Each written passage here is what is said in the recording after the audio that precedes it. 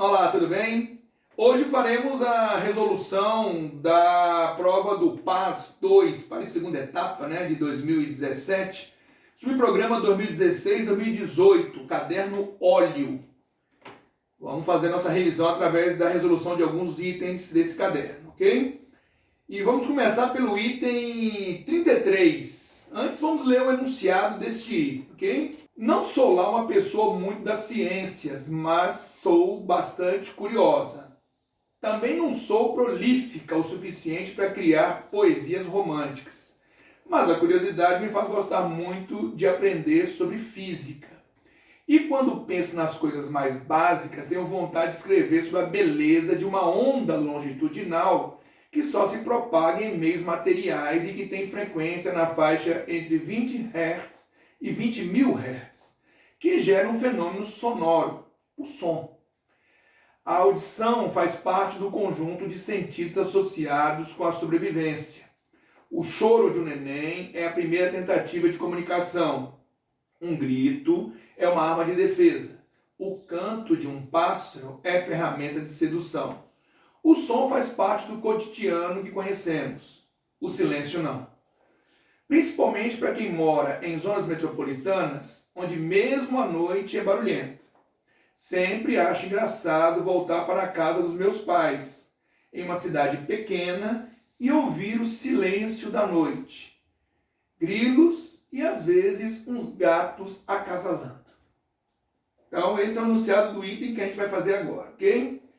Que é o item 33. Os sons produzidos na rodoviária do plano piloto em Brasília, como o barulho do tráfego de veículos e as vozes de transeuntes e de vendedores ambulantes, compõem a paisagem urbana da área central da cidade. Bom, pessoal, o item está correto, Dizer que sons, vozes, barulho de tráfego de veículos, compõe o que se chama de paisagem urbana, E nós sabemos aqui, vivemos aqui no Distrito Federal, que plano piloto, rodoviária no plano piloto é a porção central do Distrito Federal aqui, da nossa capital, Brasília, Então, tudo gira em torno daquele centro ali, que envolve a rodoviária, esplanada dos ministérios, o eixo monumental, Então, o item está correto. Eu aproveito a oportunidade que esse item traz para falar um pouquinho sobre alguns conceitos que a geografia costuma trabalhar e que, porventura, pode ser cobrado, Que são os... Já que o item fala de paisagem urbana, eu aproveito a oportunidade para falar um pouquinho sobre isso. A geografia trabalha com algumas categorias ligadas ao espaço, E entre elas a categoria paisagem. Okay? Então nós falaremos um pouquinho sobre o espaço geográfico, sobre a paisagem, sobre lugar, sobre território e sobre região. Ok?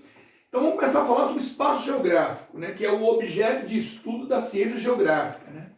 O que seria o espaço geográfico? O espaço geográfico é um espaço, a princípio natural, que o homem transforma, Então isso é o que se chama de espaço geográfico, Quer dizer, o espaço natural, com sua morfologia, suas características físicas, E aí tem a ação do homem, que se organiza nesse espaço através do tempo, através dos modos de produção, das organizações sociais, dos modelos econômicos, das técnicas que ele vai adquirindo, e ele vai transformando esse espaço, e é um espaço de contradição, é um espaço de dialética, um espaço de confrontos, de classes, de interesses. Então, esse é o conceito de espaço geográfico. O espaço geográfico é a categoria base para as demais categorias. Ok? Bom, o conceito de paisagem que é utilizado no item, paisagem é aquilo que é visível, palpável, ao alcance dos olhos, dos sentidos, Aquilo que você pode perceber no seu entorno. Isso é o que a gente chama de paisagem. E você vai ver que alguns autores falam em paisagem natural, paisagem humanizada, para diferenciar um pouco, né? Mas esse é o conceito de paisagem, ok? O conceito de lugar, esse tem um elemento de afetividade, de identificação pessoal. Lugar é quando você se identifica com uma área que lhe traz memórias, recordações, sentimentos. Então existe uma percepção muito individual do que seria lugar. Okay? O conceito de território ele já envolve relações de poder. E aí estabelece questões institucionais, né? Fronteiras, que são os limites do território, né?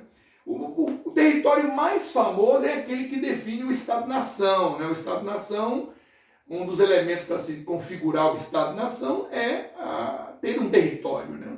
E sobre ele exercer uma soberania, uma autoridade, né?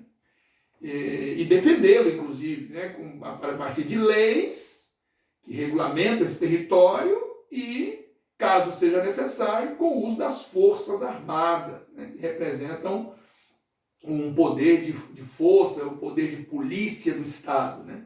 Então, o conceito de território é um conceito que envolve essa relação de poder que se configura sobre o espaço. Né?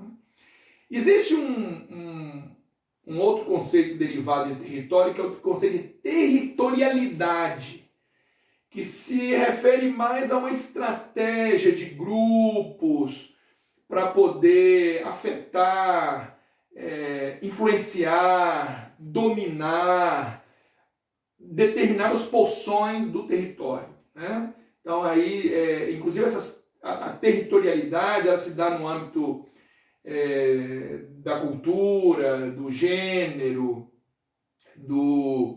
da etnia, né? Muitas vezes do crime, né? Se estabelecem territorialidades, né? E muitas vezes as territorialidades podem ir e vir, surgir e acabar, né? Então, por exemplo, a gente pensar no Rio de Janeiro, né? Território do Rio de Janeiro, ali se estabelecem territorialidades distintas, né? Por exemplo, falando do crime organizado, né? Nós temos, por exemplo, territórios dominados por milícias, territórios dominados por traficantes, né? E muitas vezes já você tem as situações em que milícias tomaram os territórios que antes outrora eram zonas de poder de traficantes, né?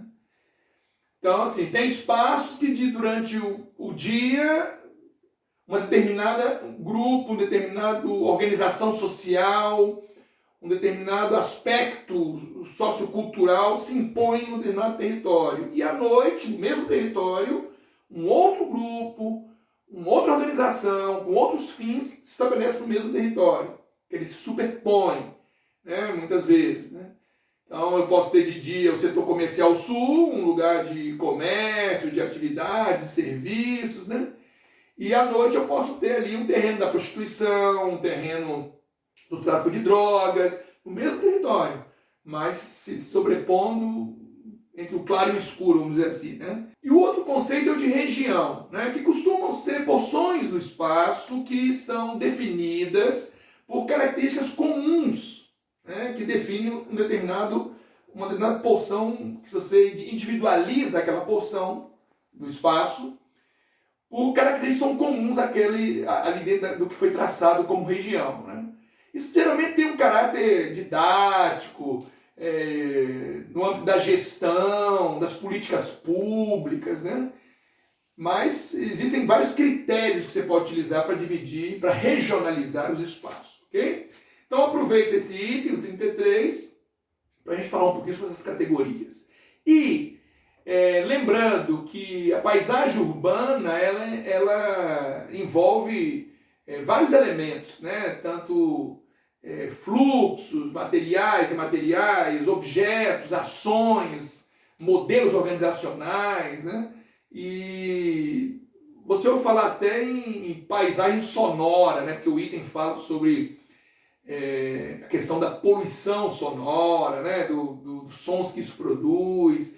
E com certeza, dentro da paisagem urbana, nós temos uma paisagem sonora, né? Que está bem caracterizada nesse item 33, ok? Então, o item correto. Vamos para o próximo agora. E o próximo item será o item 45. Esse item, ele tem um enunciado, né, lá um texto que nós vamos ler agora, ok?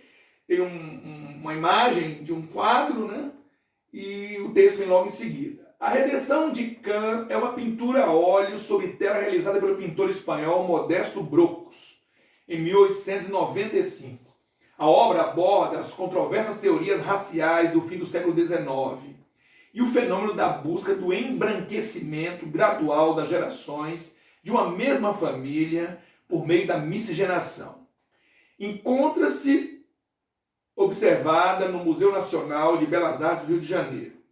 Na obra de Modesto Brocos, em frente a uma pobre habitação, são retratadas 3 gerações de uma mesma família: a avó negra, a mãe parda e a criança fenotipicamente branca. A matriarca, com semblante emocionado, ergue mãos aos céus em gesto de agradecimento pela redenção, o nascimento do neto branco, que será poupado das agruras e das memórias do passado escravocrata. A cena foi assim definida por Olavo Bilac. Vede a aurora criança, como sorri e fulgura no colo da mulata.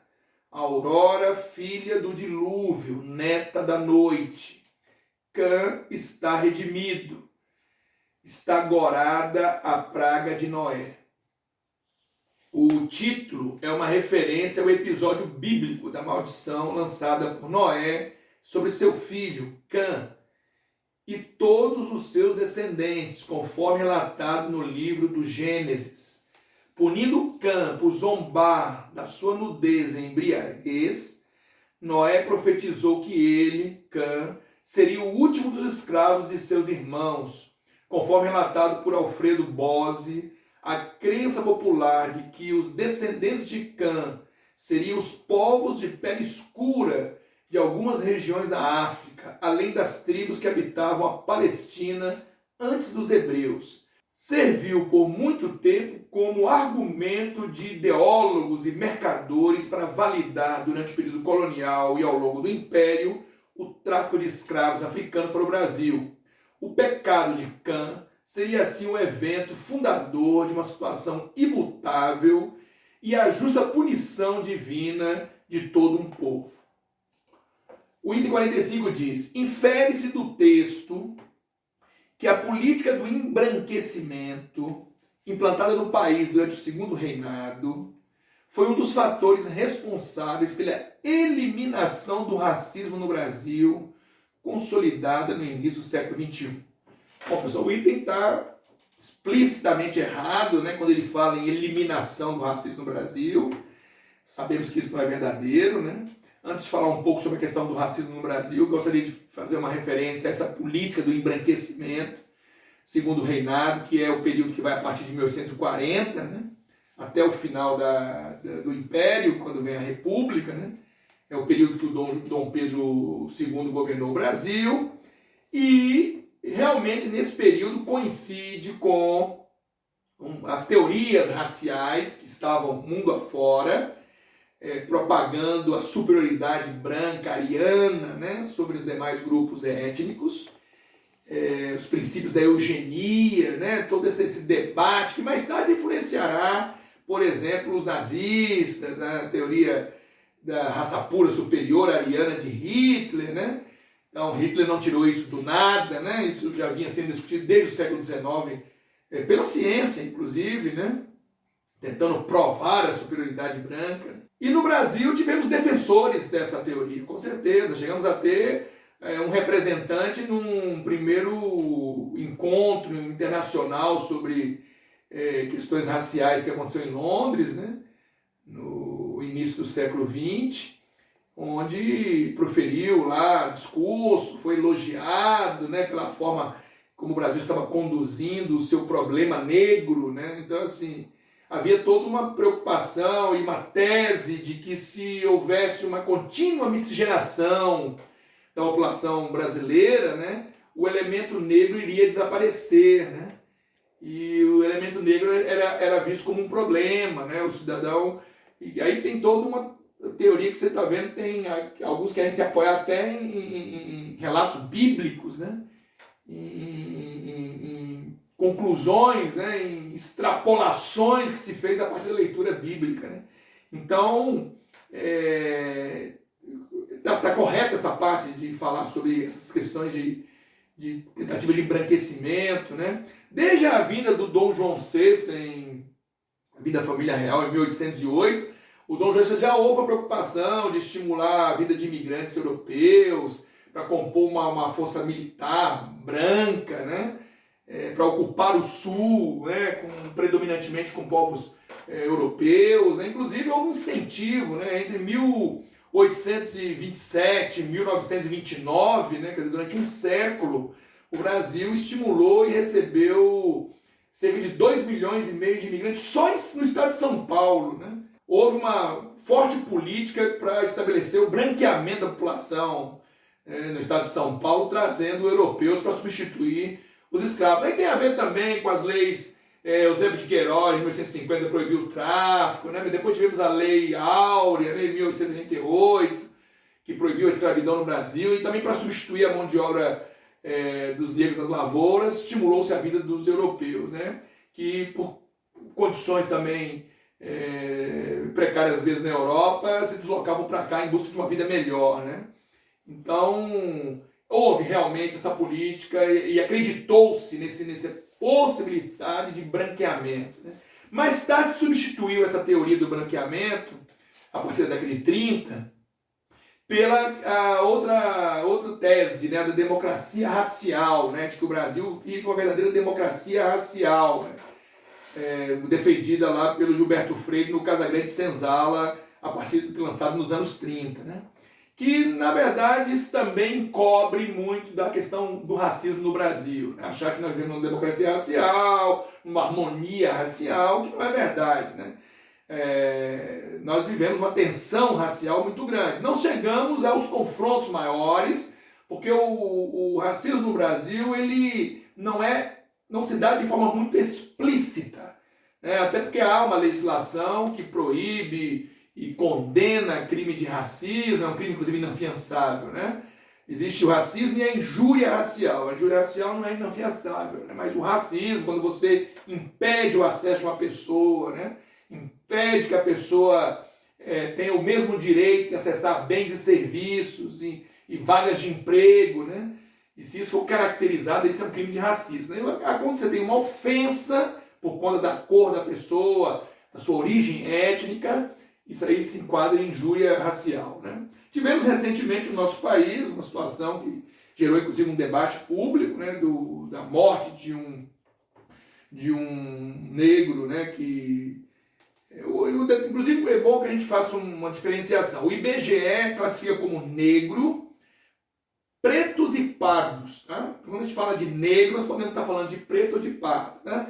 Então houve um episódio no supermercado no sul do Brasil, onde uma pessoa foi espancada até a morte, espancada e sufocada na contenção dela, e findou falecendo, né, morrendo. E se levantou a questão, né, se aquilo era um crime de cunho racial, se a pessoa não fosse negra, se ela tinha tido o mesmo tratamento, né? Tivemos uma alta autoridade do Brasil se pronunciando, dizendo que o Brasil não tem racismo, né?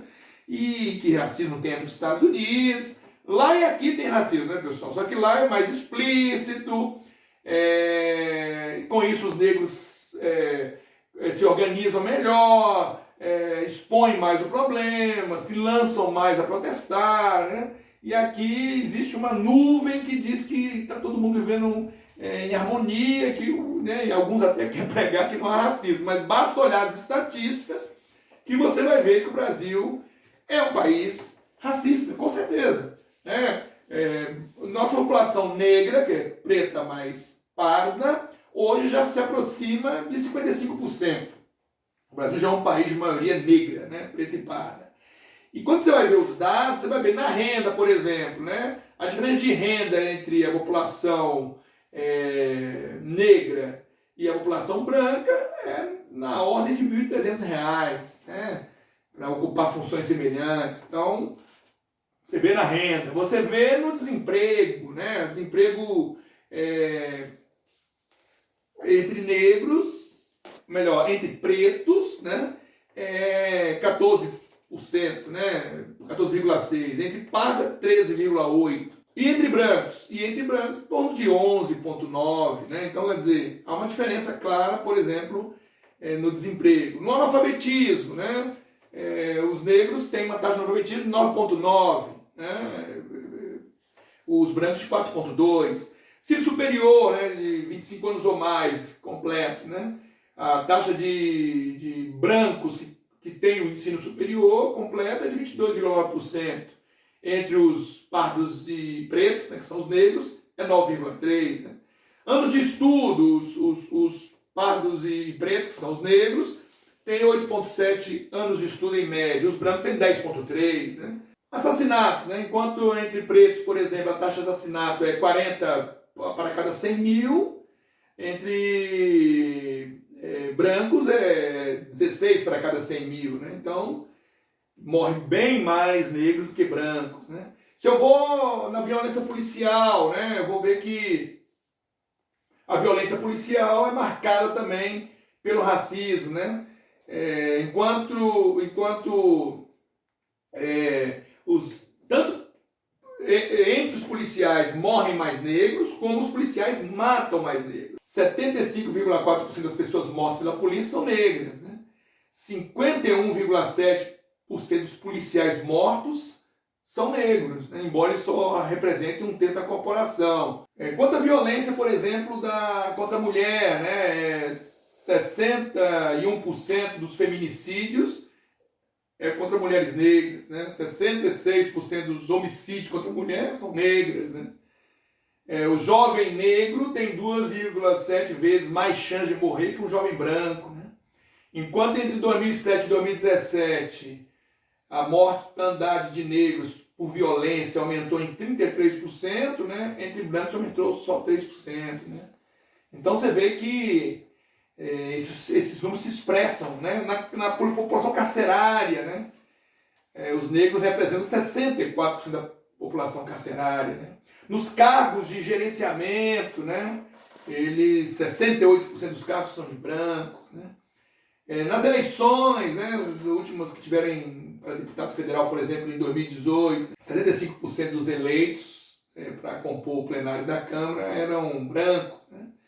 Então, assim, por onde você olhe, em termos estatísticos, você vai ver que o Brasil é um país que discrimina, existe o chamado racismo estrutural, né? Aquele que está aí, é um processo histórico, que está nas entranhas da sociedade brasileira. Você vê isso no mínimo detalhe, na forma como os negros são tratados, são olhados, né? Na forma como as políticas públicas, né, são criadas e muitas vezes não acolhem os negros, né? Principalmente os pretos e as pretas, né? Que são mais discriminadas. A mulher preta, né? Ela é a que mais sofre discriminação, porque além de ser preta, ela também é mulher, né? Então se superpõe tanto o preconceito do gênero como o preconceito racial, étnico, né? E aí, pobre, né? Aí a situação se complica mais ainda, né? Aí vem a questão também do preconceito social, né? Então, por vários ângulos que você olhar, nós vamos observar o quanto nossa sociedade é racista, temos um racismo estrutural a ser combatido, né? E dando mais oportunidades, incluindo mais, né? Criando realmente projetos que incluam mais os negros e tendo um olhar do poder público, das políticas públicas dirigidas a esse segmento, né? Para poder, ao passar do tempo, conseguir corrigir, né, essas distorções, né, que existem. Né? Ok? Tranquilo, pessoal? Vamos para o próximo item, então. O próximo item são mais outros dois itens e o enunciado deles eu vou ler agora. Tá?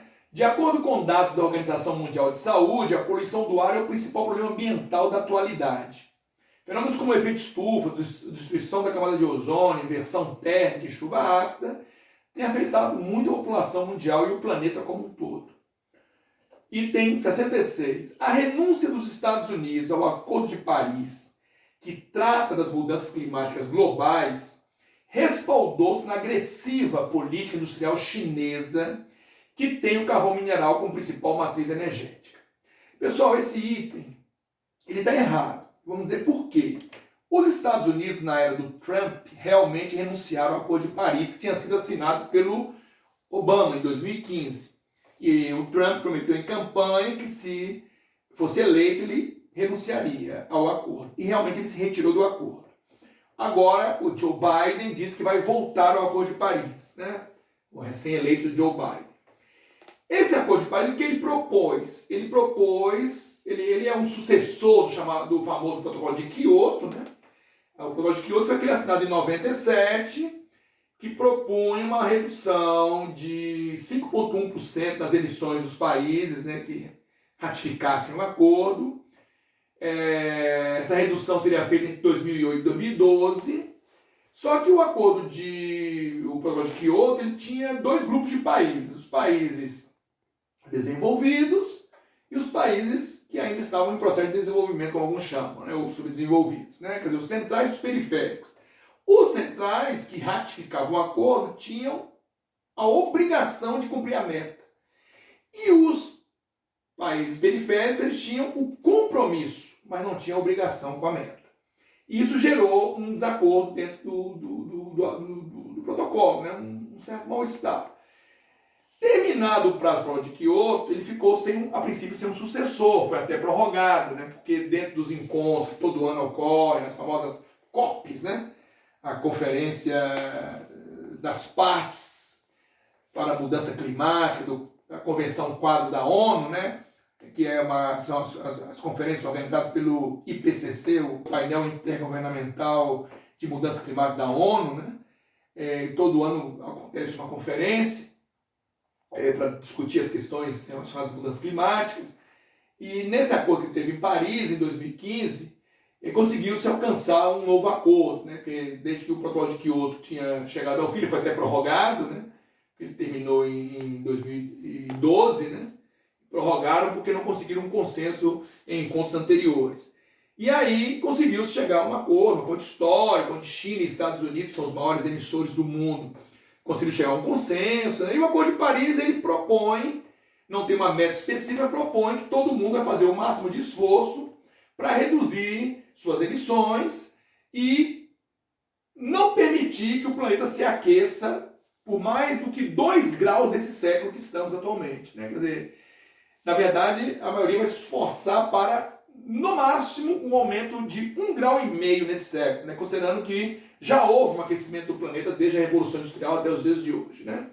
Então, seria em torno disso, um esforço para não passar de 2 graus e, se pudesse esforçar mais um pouco, ficar em torno de 1,5 no máximo o aumento da temperatura média do planeta nesse século XXI. E aí os países têm, a cada 5 anos, que rever suas metas, que apresentar as novas metas, que devem ser mais robustas, e apresentar as metas anteriores, o quanto foi alcançado, de forma transparente. Né? Os países vão precisar de um tempo para se adaptar, principalmente os menos desenvolvidos. Os mais desenvolvidos vão disponibilizar bilhões de dólares, né, em recursos para os países menos desenvolvidos poderem também tentar alcançar suas metas, né? E aí vai ter todo um esforço conjunto para neutralizar as emissões, né, de CO2 até 2050, né? Conseguir chegar a um ponto em que as emissões são absorvidas pelo próprio meio ambiente, né? Existem países na Europa, o conjunto de países da União Europeia tem um esforço maior nesse sentido, né?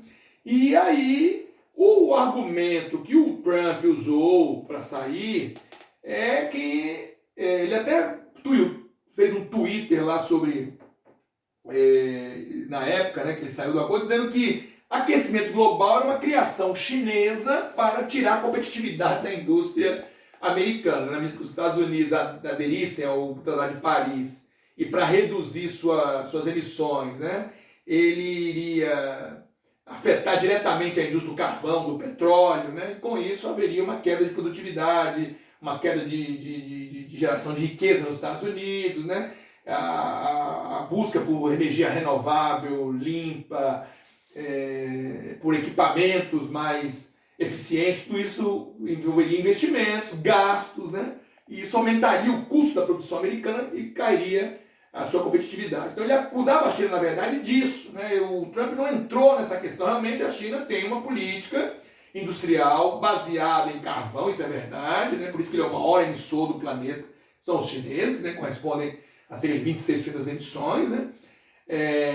Mas o Trump não usou esse argumento, né? Não foi nisso que ele se respaldou. Ele se respaldou na questão de perda de emprego nos Estados Unidos, desaquecimento da economia, perda de empregos em setores que ajudaram ele a ser eleito ligado ao carvão e ao petróleo, né? Então, o discurso, e no máximo que ele usou a China como exemplo foi dizer que a China estava criando um fato, que é o aquecimento global, para prejudicar a competitividade americana, né?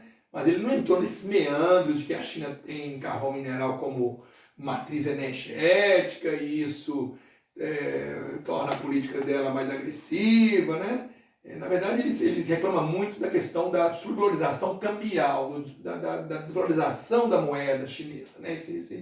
Nessa questão ele entra mais nesse ponto, ok? Então ele estaria errado, ok? E o próximo item é o item 67, que diz o seguinte: tradicional produtor de carvão, petróleo e gás, considerados fontes de energia não renováveis e altamente poluentes, o Reino Unido critica o modelo de desenvolvimento sustentável proposto por países da União Europeia, como a Alemanha e a França, tendo a política energética e de meio ambiente sido uma das razões para sua retirada do bloco europeu. O item está errado, né, pessoal? Primeiro, que a saída do bloco europeu, que vai se consolidar agora no final de 2020, né, se deve a fatores ligados a uma perspectiva do Reino Unido em que, estando fora da União Europeia, ele poderá estabelecer acordos comerciais mundo afora mais lucrativos para o Reino Unido do que estando na União Europeia, que é uma espécie de camisa de força, que tem uma série de regras, são decisões coletivas, e o Reino Unido, historicamente, sempre foi muito cético com essa questão da Federação Europeia, né?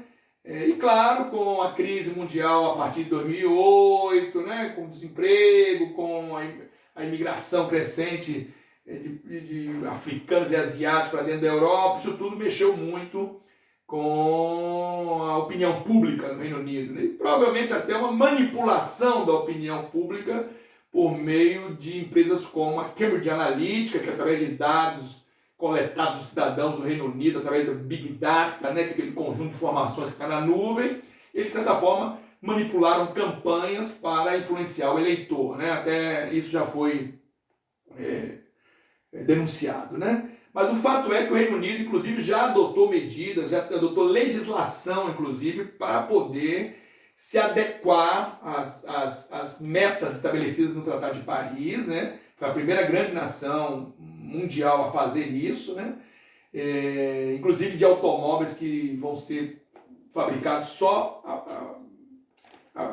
movidos a eletricidade, né? Então, o próprio Reino Unido tem regras, leis, né, que contribuem para ele atender as metas, né? Então, não é verdade que ele se opõe à França, se opõe à Alemanha, e por isso essa é uma das razões do Brexit, da saída deles, né? Então o item está errado, ok? Na verdade, eles são até elogiados pelos investimentos que fazem e faturam, inclusive, com a indústria de energia renovável e tudo mais, né? Então, está incorreto afirmar isso sobre o Reino Unido, ok? Com isso, a gente vai encerrar a nossa revisão sobre esse caderno do PAS. Espero que vocês tenham gostado e no próximo encontro a gente fala um pouco mais sobre outros cadernos. Um abraço.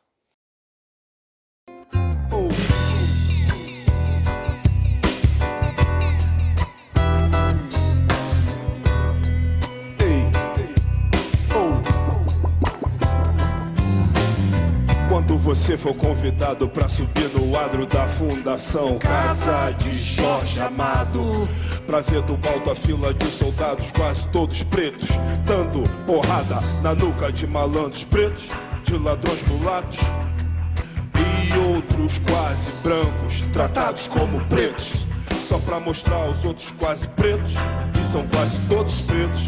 E aos quase brancos pobres como pretos, como é que pretos pobres e mulatos e quase brancos, quase pretos de tão pobres são tratados? Hey. E não me importa se os olhos do mundo inteiro possam estar por momentos voltados para o largo, onde os escravos eram castigados. E hoje um batuque com a pureza de meninos uniformizados de escola secundária em dia de parada. E a grandeza épica de um povo em formação nos atrai, deslumbra e estimula. Não me importa nada, nem o traço do sobrado, nem a lente do fantástico, nem o disco de Paul Simon. Ninguém é cidadão se você for ver a festa do Pelô. E se você não for, pense no Haiti. reze pelo Haiti. O Haiti É é aqui. aqui, diz aí. O Haiti não é aqui.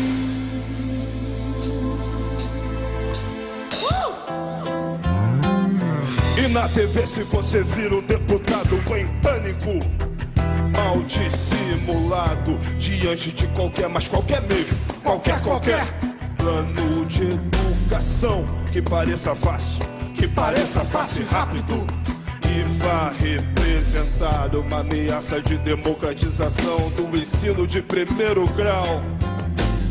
E se esse mesmo deputado defender a adoção da pena capital, o venerável cardeal disser que vê tanto espírito no feto e nenhum no marginal.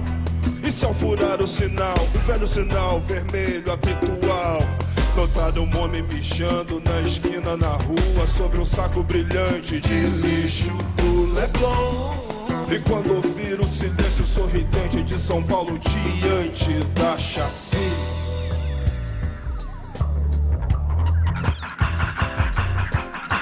111 presos, indefesos, mas presos são quase todos pretos, ou quase pretos, ou quase brancos, quase pretos de tão pobres.